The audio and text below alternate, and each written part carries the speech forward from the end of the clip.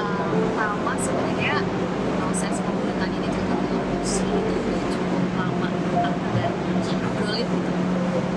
Jadi ketika akhirnya ada teman-teman produser yang kemudian terlibat dalam proyek ini, aku kayak punya feeling bahwa ini akan jadi sesuatu yang baik. Jadi kita sama-sama percaya dengan ide ceritanya tentang susu, tentang seorang karakter perempuan yang memiliki struggle dalam hidupnya dan berusaha berjuang demi orang yang tercinta. Dari perspektif itu buat saya sih film susu ini bisa mengundang lebih banyak minat penonton, bisa mudah-mudahan sih terhibur dan bisa mendapat sesuatu. Bisa dibilang dari sudut pandang perempuan semua ya, rata-rata krunya juga di situ ada perempuan. Ya mungkin kebetulan memang karena saya yang dari perempuan, ya lebih mudah buat saya bisa yang melihat lebih dari perspektif kenapa seseorang memakai susu ketika tidak ada pilihan di depannya dan tidak ada mimpi yang ingin dia capai. Dan di sini juga saya banyak mendengar sama Yuki yang memiliki cerita ini dari awal sebenarnya dengan apa berbagai macam pengalaman pribadi yang dia pernah alami dan orang-orang yang pernah pakai susu ya. Itu sih yang kita coba kolaborasikan dengan membuat cerita susu itu memang jadi obrolan yang cukup panjang sebenarnya pada saat proses skenario karena kita pengen memastikan bahwa ketika ceritanya sudah selesai di naskah proses itu juga pasti sudah akan lebih juga dan ini kita coba komunikasikan bersama dengan para pemain juga gitu bagaimana pandangan mereka terhadap karakter yang mereka perankan itu menambah layer lagi dan membuat cerita menjadi menarik ya. Jadi fenomena ini kan sudah dikenal oleh masyarakat kita baik dari kalangan atas sampai kalangan bawah. Masih banyak orang yang percaya dengan kemampuan susu untuk bisa membuat kehidupan mereka lebih baik dan sebenarnya kan susu ini adalah bagian dari warisan turun-temurun yang sudah dilakukan oleh nenek moyang kita sekian lama sih. Saya sih sangat menarik untuk kemudian kita tonton di sebuah tampilan film horor dengan kemasan yang lebih bisa sih. 30 Agustus ya. Ya, 31 Agustus. Tadi kalau nggak salah kita dengar naskah ide awalnya dari Mas ya. Iya, cerita ini sebenarnya saya tulis itu dulu awal pertama kali 2015. Kemudian semakin lama berkembang, saya mencoba mencari kesempatannya.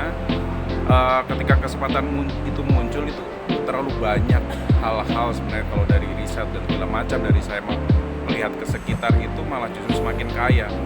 Jadi cerita ini malah kita memfokuskan ada dua akibat dari susu yang pasti untuk penggunanya sendiri, tapi saya ketika berkembang cerita dan ketika waktunya itu saya cerita ini masih di pengendapan itu malah justru saya lebih berfokus kepada manusia-manusianya gitu.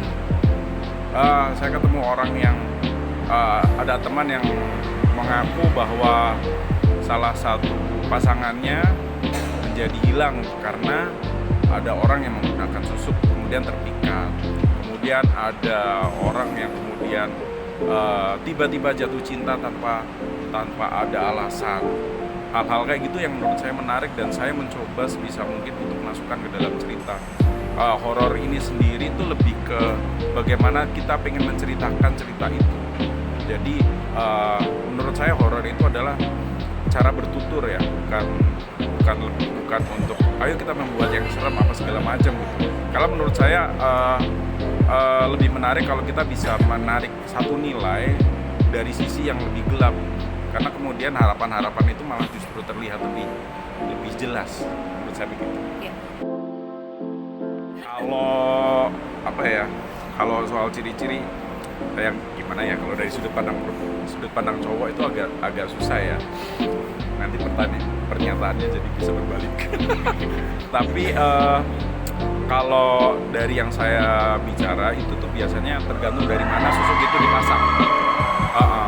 Misalkan ada di alis untuk memikat dan segala macam, di bibir agar lebih mudah dipercaya, ada yang dia pasang di leher agar suaranya lebih menarik gitu. Ada Saya pernah ngobrol sama penyanyi dangdut yang mengaku menggunakan susuk. Saya juga ketika itu riset juga untuk PSK yang katanya kenapa dia pakai susuk, saya butuh jaminan. Hal semacam itu sih menurut saya, hal itu malah justru lebih menarik dibahas. Jadi film susuk ini lebih berbicara tentang manusianya sendiri sama efek-efeknya itu nggak cuma ke pemakai gitu. Dan dari pemakai sendiri, kengerian itu justru dari orang yang menyayanginya ketika susuk yang harusnya menjadi satu harapan bagi mereka itu malah jadi kutukan. Dan orang-orang ini jadi susah meninggal dan segala macam, itu menjadi penderitaan dari pemakainya ini juga merambat ke keluarganya dan orang-orang terkasihnya malah justru. Halo, saya Muhammad Khan, berperan sebagai Prasetyo di film Susuk. Muhammad Khan sendiri itu sebenarnya nama panggung ya? Iya betul. Nama aslinya? Nama aslinya adalah ada di Google. Oke. Nanti dicari. Ini dari Jogja ya kalau nggak salah. Salah. Salah lagi. Nah itu ternyata saya kurang gitu. Kurang riset ya. Bisa mungkin di-share. Ya, saya asalnya dari Jepara. Terus saya di Jepara dari kecil sampai SMA. Terus setelah SMA saya memutuskan untuk kuliah di ISI Yogyakarta. Saya tempuh pendidikan S1 jurusan teater dengan mayor acting di sana selama 6,5 tahun, 13 semester, lulus tahun 2016 dan sempat bekerja 2 tahun di Jogja. Dan karena di tahun kedua saya bekerja, saya dapat kesempatan untuk bermain di film Bari Nugroho, Jumbo Tubuh Indahku. Akhirnya aku memutuskan untuk pindah ke Jakarta dan mulai mencoba nasib dan peruntungan di industri film. Mendapat penghargaan juga dari film. Iya, betul. Terima kasih. Nah, tadi nanya latar belakang kan itu identik dengan orang Jawa dan kamu Muhammad Khan sendiri dari kecil tuh orang Jawa nggak sih? Iya. Hal yang paling aku ingat tentang Susuk adalah waktu aku dulu remaja, di kampung tempat orang tua aku tinggal. Karena waktu itu aku nggak tinggal sama orang tua, aku tinggalnya sama kakek dan nenek di kota. Jadi sesekali waktu aku menyempatkan diri untuk mengunjungi orang tuaku di kampung itu. Dan satu sore waktu itu, biasa kalau orang kampung kan suka kayak gosip, kumpul-kumpul kayak gitu, ada satu perempuan yang datang naik sepeda gitu. Dan dia pekerjaannya sebagai pekerja seks komersial. Dan ibu-ibu itu pada bercanda gitu, kamu gimana sih kerjaan kalau kayak gitu.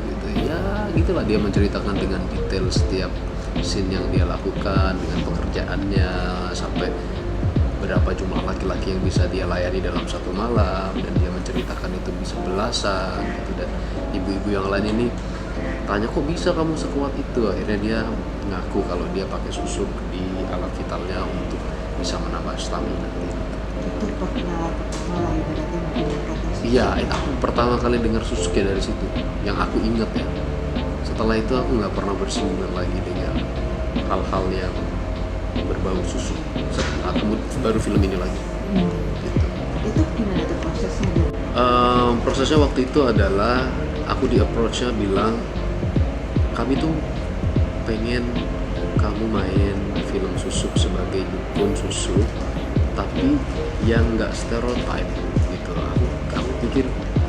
Aku percaya kalau kamu bisa menawarkan hal yang baru, karena aku juga selalu yakin sebenarnya aktor itu di hire karena perspektifnya dia, apa yang bisa dia tawarkan. Karena misalkan dengan tokoh yang sama, Prasetyo, dimainkan aktor A, B, dan C, setiap pilihan itu pasti akan bisa membawa interpretasi yang berbeda di setiap tokoh itu. Dan aku merasa sangat beruntung kemudian dipercaya untuk dikasih tantangan, tolong dong kasih kami tantangan dukun susuk yang beda, yang unik gitu. Kemudian akhirnya yang aku lakukan adalah aku baca naskahnya, kemudian aku butuh minta waktu berapa hari waktu itu, sampai akhirnya setelah aku sudah punya konsep atas tokoh ini menurut interpretasi aku sendiri, aku akhirnya telepon ke Mbak Gita untuk, Mbak, aku udah punya konsep nih untuk tokoh Prasetyo, kita bisa telepon nggak? Akhirnya aku mengkonsep tokoh itu dari latar belakangnya dia, kenapa, karena kan maksudnya kayak misalkan secara tubuh aja gitu, badanku fit banget gitu, aku kelihatan kayak orang yang nge-gym karena memang aku nge-gym gitu. Kemudian aku mencoba untuk mencari konsep karakter yang secara look orang tuh percaya dia dukun gitu. Dan kemudian memang kisahnya panjang. Kenapa si dukun ini punya fisik yang begini? Itu nanti bisa kelihatan di film. Ada satu adegan di film yang bisa menjadi kunci bahwa wajar dia punya badan yang seperti itu. Karena memang ada beberapa kawan aku yang kayak masa dukunnya berotot kayak gini gitu kan. Tapi dengan konsep karakter yang pas, dengan latar belakang yang pas yang bisa aku tahu dan kembali kita waktu itu, kemudian itu menjadi masuk akal kenapa Prasetyo ini dimainkan oleh Muhammad Khan. Sampaikan bahwa Mbak Gina memberikan kebebasan untuk para aktornya untuk mengembangkan karakternya. Nah di sini apa yang dilakukan seorang Muhammad Khan untuk melakukan hal memberi pendalaman karakter? Ya, misalnya seperti ya yang pasti pertanyaan yang pertama adalah dukun itu biasanya punya stereotip yang begitu ya, yang pembawaannya tuh harus ini itu biasa usianya tua, brewokan, pakai apa-apa. Kemudian kita bilang aku tuh nggak pengen dukun-dukun yang kayak begitu. Kok bisa nggak kasih tawaran yang baru buat aku gitu. Dan ketika aku dikasih ruang kayak gitu ya akhirnya yang aku lakukan ya aku mencoba untuk apa ya, waktu itu yang aku lakuin sih aku riset. Memang ada teman aku tuh yang punya, ini kalau aku cerita jadinya spoiler film sih, jadi aku nggak bisa. Ya, it's okay. Nanti aja setelah film nanti kita cari lagi ya. Benar. Kenapa kok? Jadi kalau nanti sudah selesai nonton filmnya akan kenapa kok dukunya ada ini, aku bisa menjawab itu. Tapi kalau untuk saat ini, kalau aku cerita sekarang itu jadi spoiler. Iya. It's okay. Itu malah menarik bagi orang penasaran. Iya. Ya, gitu ya. Iya. Dan selain itu juga tadi aku udah bilang ada dua hal yang selalu aku pengen lakukan di film, tapi belum pernah mendapatkan platform film yang pas. Dan baru di film ini, hal itu bisa aku keluarin, dua hal itu di film ini.